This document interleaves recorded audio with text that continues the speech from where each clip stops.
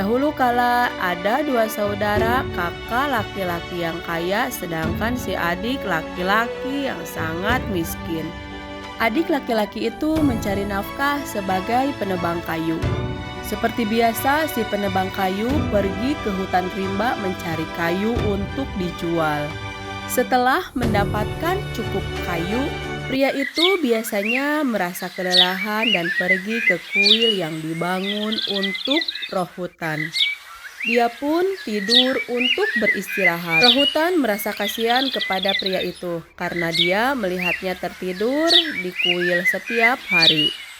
Di sisi lain, pria itu jujur dan baik. Dia selalu membersihkan area kuil setiap hari.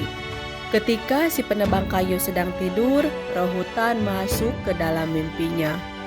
Di dalam mimpi, roh hutan berkata kepada si penebang kayu, "Kamu harus mendaki gunung tinggi di dekat kuil saya. Saat kamu sampai di puncak gunung tersebut, kamu akan melihat sebongkah batu yang sangat besar.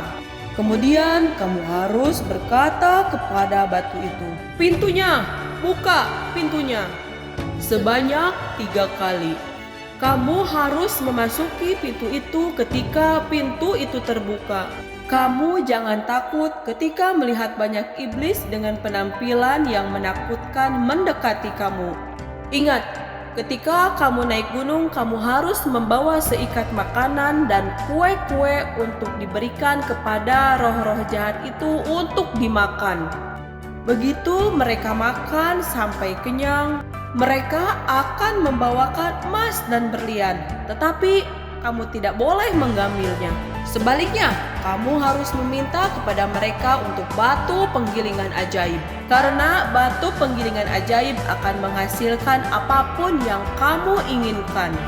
Ketika penggilingan ajaib cukup menghasilkan apa yang kamu inginkan darinya, dan kamu ingin berhenti, kamu harus memberitahu batu penggilingan, 'Sudah cukup, itu cukup,' karena tidak akan berhenti dengan kata lain selain menggunakan kata itu.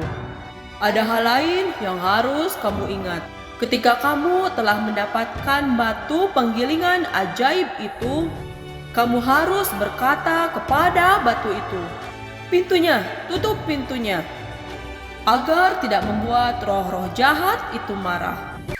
Penebang kayu itu bangun dan melihat ke sana kemari sejenak sebelum dia menyadari bahwa dia bermimpi.